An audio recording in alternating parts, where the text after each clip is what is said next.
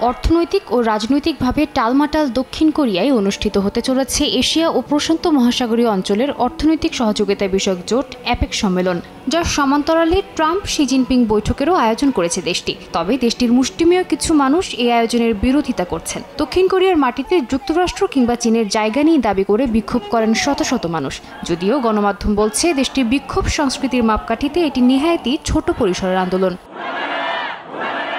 এর মধ্যেই দক্ষিণ কোরিয়া পৌঁছেছেন মার্কিন প্রেসিডেন্ট ডোনাল্ড ট্রাম্প। বিমানবন্দরে তাকে স্বাগত জানান দেশটির প্রেসিডেন্ট লি জে-মিয়ং। এদিন দেশটির সর্বোচ্চ রাষ্ট্রীয় সম্মাননা দেওয়া হয় ট্রাম্পকে। দেওয়া হয় মুকুটের একটি রেপ্লিকাও।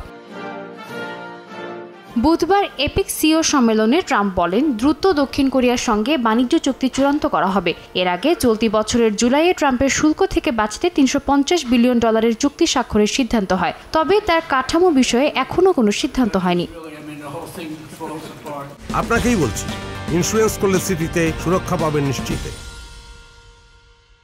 এদিকে চলতি সপ্তাহেই চীনা প্রেসিডেন্ট শি জিনপিং এর সঙ্গে বৈঠক হবে বলে নিশ্চিত করেছেন ট্রাম্প। বলেন, দুই দেশের জন্যই সুবিধাজনক এমন সমাধান নিয়ে আশা করছেন তিনি। এমনকি কোনো ভালো চুক্তির সই হবে বলেও আশাবাদী মার্কিন প্রেসিডেন্ট। তার মতে, চীনের সঙ্গে সমস্যার সমাধান হলে শুধু দুই দেশই নয়, পুরো বিশ্ব লাভবান হবে।